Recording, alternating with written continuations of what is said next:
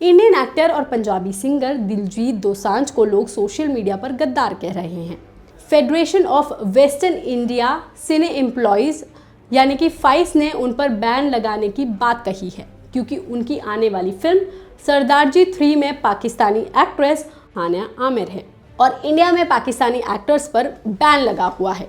मगर फिर भी दिलजीत अपनी फिल्म को लगातार प्रमोट कर रहे हैं और उनके हिसाब से ये फिल्म रिलीज भी होगी। वो बड़ी बेबाकी से इसके बायकॉट का जवाब भी दे रहे हैं, क्योंकि दिलजीत हमेशा से अपनी कंट्रोवर्सीज का ऐसे ही जवाब देते हैं। आज हम आपको अपनी इस वीडियो में उनकी ऐसी ही मोस्ट फेमस कंट्रोवर्सीज के बारे में बताएंगे। दिलजीत दोसांझ पंजाबी और बॉलीवुड के एक सुपरस्टार हैं, गायक, अभिनेता और अब एक ग्लोबल सेंसेशन हैं। उनके हर कॉन्सर्ट में हजारों की तादाद में लोग पहुंचते हैं और वो अपनी सही बात को बड़ी बेबाकी से सबके सामने रखते हैं, जो आपको उनकी सारी कंट्रोवर्सीज में भी दिख जाएगी। दिलजीत की पुरानी कंट्रोवर्सीज जानने से पहले आप लेटेस्ट वाली को अच्छे से समझ लीजिए। दिलजीत की आने वाली फिल्म सरदारजी 3 में पाकिस्तानी एक्ट्रेस हानिया आमिर समेत 3 पाकिस्तानी एक्टर और हैं, जिनकी वजह से ये फिल्म कंट्रोवर्सीज में घिरी हुई है। फाइस समेत कई लोग नहीं चाहते कि ये फिल्म रिलीज हो और उनका कहना है कि अगर ये फिल्म रिलीज होती है तो वो दिलजीत पर बैन लगा देंगे। इस पर अब दिलजीत का रिएक्शन सामने आया है। उन्होंने कहा है कि जब ये फिल्म बनी थी तो सिचुएशन सब ठीक थी। ये फिल्म हमने फरवरी में शूट की थी और तब सब कुछ सही चल रहा था और बहुत सारी बड़ी चीज़ें हमारे हाथ में नहीं हैं, तो ये प्रोड्यूसर्स ने फैसला किया है कि ये फिल्म बनाई जाए। जाहिर तौर पर ये इंडिया में तो नहीं रिलीज़ होगी, तो इसको ओवरसीज़ में रिलीज़ करते हैं।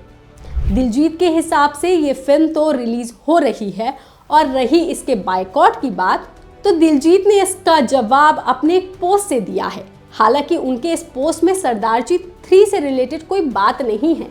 उनका ये जो पोस्ट है वो उनकी पुरानी फिल्म पंजाब 95 को लेकर है, जिसे भी कई मुश्किलों का सामना करना पड़ा था। दिलजीत ने अपने पोस्ट में लिखकर बताया है कि इस फिल्म में 127 कट लगे थे, लेकिन इसके बावजूद भी ये भारत में रिलीज नहीं हुई थी। दिलजीत के जवाब ने सरदारजी 3 की कंट्रोवर्सी को काफ़ी हवा दे दी है, क्योंकि वो अपनी इस बात से ये जस्टिफाई करना चाहते हैं कि सरदारजी 3 में कोई दिक्कत नहीं है, लेकिन क्योंकि लोगों को कंट्रोवर्सी बनानी होती है और कुछ ना कुछ विवाद खड़ा करना होता है, ऐसा ही सरदारजी 3 के टाइम पर हो रहा है और वो रिलीज पिक्चर को नहीं होने देंगे। लेकिन दिलजीत दोसांझ की तो कंट्रोवर्सीज हमेशा से इसीलिए फेमस रही हैं क्योंकि जिस तरह से वो उसे हैंडल करते हैं। कंगना रनौत का ट्विटर वॉर तो आपको याद ही होगा। दिलजीत और कंगना रनौत एक्स पर जबरदस्त लड़ बैठे थे। किसान आंदोलन के दौरान कंगना ने एक बुजुर्ग महिला की फोटो पोस्ट की थी। इस पोस्ट के साथ उन्होंने गलत दावा कर दिया था कि वो शाहीन बाग वाली बिल्किस बानो है, जो 100 रुपए लेकर प्रदर्शन करती है, जिसको लेकर दिलजीत ने कंगना को ट्वीट में ही करारा जवाब दिया था और असल महिला का नाम, पहचान सामने रखी थी। दिलजीत ने बताया था कि इस महिला का असली नाम महिंदर कौर है और इसके साथ उन्होंने कंगना पर कटाक्ष करते हुए लिखा था, बोलने की तमीज तो है नहीं तुम्हें, किसी की माँ बहन के बारे में कैसे बोलते हो। साडे पंजाब दियां मावा साडे लई रब ने, पंजाबी गूगल कर ले। इसके बाद दोनों के बीच ट्वीट पर ही काफ़ी तीखी बहस हो गई थी। दोनों ने एक दूसरे को खूब खरी खोटी सुनाई थी, जिसमें कंगना ने दिलजीत को करण जौहर का पालतू भी बता दिया था और दोनों ने एक दूसरे पर कई हमले बोले। दिलजीत को सोशल मीडिया पर ज़बरदस्त समर्थन मिला, खासकर पंजाबी समुदाय और किसान आंदोलन के समर्थकों से, क्योंकि उनकी सच्चाई और बेबाकी लोगों को बहुत पसंद आई थी। जिसके बाद कंगना ने अपने कुछ ट्वीट्स डिलीट भी कर दिए थे। ये तो रही उनकी कंगना वाली कंट्रोवर्सी। इसके अलावा तेलंगाना सरकार का भी नोटिस आपको अच्छे से याद ही होगा। दिलजीत ने 2024 में तेलंगाना में एक कॉन्सर्ट किया था, जिसके लिए वहाँ की सरकार ने उन्हें नोटिस दिया कि वो शराब पर कोई गाना ना गाएं, क्योंकि इससे युवाओं और बच्चों में गलत असर पड़ता है। ये नोटिस उन्हें उनके कॉन्सर्ट से पहले मिला था, जिसका उन्होंने वहाँ पर तो कोई जवाब नहीं दिया। उसका जवाब उन्होंने दिया अपने गुजरात के कॉन्सर्ट में। वहाँ के स्टेज पर उन्होंने तेलंगाना की सरकार पर तंज कसते हुए कहा था कि आप राज्य में शराब बेचना बंद कर दो। तो मैं कसम खाता हूँ कि मैं आज के बाद शराब पर कोई गाना नहीं गाऊंगा, क्योंकि शराब से आने वाला बहुत बड़ा रेवेन्यू है, इसलिए युवाओं को बेवकूफ़ नहीं बना सकते हो आप। उन्होंने ये तक कह दिया था कि जिस स्टेट में जिस दिन मेरा कॉन्सर्ट है उस स्टेट में सिर्फ उस दिन ड्राई डे घोषित कर दिया जाए। ये करना किसी भी स्टेट के लिए बहुत आसान था, ऐसा उनका कहना था। आप पहले उनका एक ये पुराना वीडियो देख लीजिए। जिस अगर ये हमारे पूरी स्टेट जो है, जितनी भी स्टेट्स हैं हमारे यहाँ, अगर वो सारी अपने आप को ड्राई स्टेट घोषित कर देती हैं, अगले ही दिन दिलजीत दोसांझ अपनी लाइफ में कभी शराब पे गाना नहीं गाएगा। मैं प्रण करता हूं, हो सकता है ये बहुत बड़ा रेवेन्यू है। कोरोना में सब बंद हो गया था, ठेके बंद नहीं हुए थे जनाब।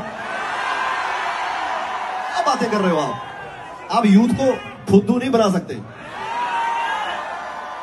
अच्छा, एक और मौका दूं, एक इससे भी अच्छा ऑफर दूं, एक और। जहां जहां मेरे शो हैं वहां वहां आप एक दिन के लिए ड्राई डे घोषित कर दो, मैं शराब का गाना नहीं गाऊं। हालांकि दिलजीत के इस जवाब का तेलंगाना सरकार ने कोई जवाब नहीं दिया था, लेकिन सबके सामने दिलजीत इस तरह से पेश हुए कि वो अपनी सारी बात बड़े ही बेबाकी से रखते हैं। इन सबके अलावा किसान आंदोलन में उनका खुलकर सपोर्ट पूरे देश को याद था। देश में जब किसान आंदोलन चल रहा था तो ज़्यादातर सेलिब्रिटीज चुप थे, लेकिन दिलजीत ने दिल्ली आकर प्रोटेस्ट साइट पर भाषण दिया और किसानों के साथ वो खड़े हुए थे। दिलजीत ने साफ मन से बोला था कि जिन्होंने मेहनत से देश को खिला रखा है वो आज सड़कों पर हैं। क्या ये इंसाफ है? इतना ही नहीं, उन्होंने किसानों को सपोर्ट करने के लिए 1 करोड़ रुपए की नगद राशि भी दी थी, वो भी बिना प्रचार करे। ज़्यादातर सेलिब्रिटी सिर्फ किसी मुद्दे पर एक छोटा सा पोस्ट कर देते हैं और कुछ नहीं बोलते, लेकिन दिलजीत खुद धरने पर बैठे और सरकार से मांग की कि किसानों की मांगे पूरी हो, जिसके बाद कुछ मीडिया रिपोर्ट्स और कुछ नेताओं ने दिलजीत पर सवाल उठाए कि वो बॉलीवुड के एजेंडे का हिस्सा हैं या किसी राजनीतिक पार्टी के कहने पर वो वहां आए हैं, लेकिन दिलजीत ने इसका कोई जवाब नहीं दिया था, बल्कि उन्होंने अपने 1 करोड़ रुपए देने पर बहुत दिनों बाद इस सवाल का जवाब दिया था। उन्होंने कहा था कि मैंने 1 करोड़ रुपए दिए इसलिए नहीं कि मैं दिखावा करूं, मैंने वो किसानों के लिए दिया क्योंकि मेरे माँ बाप भी खेत से जुड़े हुए हैं। तो साफ है कि दिलजीत इस बार भी ऐसा ही करने वाले हैं। उनकी फिल्म भारत में छोड़कर रिलीज होगी, और वो इसलिए क्योंकि ये फिल्म पाकिस्तान से रिश्ते बिगड़ने से पहले ही बन गई थी। इसमें हानिया आमिर हैं, लेकिन अब फिर से ये फिल्म रीशूट नहीं हो सकती, और अगर ये फिल्म रिलीज नहीं होती है तो प्रोड्यूसर से लेकर हर किसी को जो भी इस फिल्म से जुड़ा है उसको भारी नुकसान होगा, क्योंकि पूरी फिल्म बनकर तैयार है, बस इसका रिलीज होना रह गया था। तब शायद से ये फिल्म एडिट टेबल पे थी जब ऑपरेशन सिंदूर चल रहा था, और लोगों को लग रहा था कि हानिया आमिर इस फिल्म का हिस्सा नहीं होंगी और उनका रोल इस फिल्म से काट दिया जाएगा। लेकिन जिस तरह से जब ट्रेलर सामने आया उसमें साफ तौर पे दिख रहा है कि हानिया आमिर पूरी पिक्चर का ही हिस्सा हैं, उनका पार्ट एडिट भी नहीं हो सकता और इतनी बड़ी पिक्चर की शूटिंग भी दोबारा नहीं हो सकती। तो जाहिर सी बात है कि प्रोड्यूसर्स की मजबूरी है या फिल्म मेकर्स की मजबूरी है कि जितना पैसा उन्होंने लगाया है वो पैसा वसूला जाए, इसलिए वो इस फिल्म को बाहर रिलीज कर रहे हैं। कहीं ना कहीं फिल्म मेकर्स भारत की जनता की भी बातों को अपने दिल में रख रहे हैं, क्योंकि उनको पता है कि इस फिल्म से भारत की जनता आहत हो सकती है, क्योंकि इसमें पाकिस्तानी एक्ट्रेस हैं। हालांकि हम आपको ये भी बता दें कि हानिया आमिर जो हैं उनको इंस्टाग्राम पर भारत के लोग बहुत पसंद करते हैं। ऑपरेशन सिंदूर से पहले जब भारत ने पाकिस्तान का पानी बंद कर दिया था, बहुत सारे लोग थे जो सोशल मीडिया पर हानिया आमिर के लिए पानी तक भेज रहे थे और ये तक लिख रहे थे कि बेबी तुम घबराओ नहीं, हम तुम्हारे पास आ रहे हैं। एक तबका ये भी था, वहीं दूसरा तबका ये है जो नहीं चाहता कि हानिया आमिर समेत जो भी पाकिस्तानी एक्टर्स फिल्म कर रहे हैं और उनकी फिल्म रिलीज हो चुकी या उनकी फिल्म बनकर तैयार है वो भारत में रिलीज हो। लेकिन फिलहाल दिलजीत की इसमें शायद से कोई गलती नहीं है, क्योंकि वो सिर्फ इस फिल्म का हिस्सा हैं और उनको पता है कि भारत में ये फिल्म रिलीज नहीं होगी और बाकी जगह ये रिलीज होगी। इस पर आपका क्या कहना है, आप हमें कमेंट करके ज़रूर बताएं। बाकी तमाम खबरों के लिए आप देखते रहिए लोकमत हिंदी।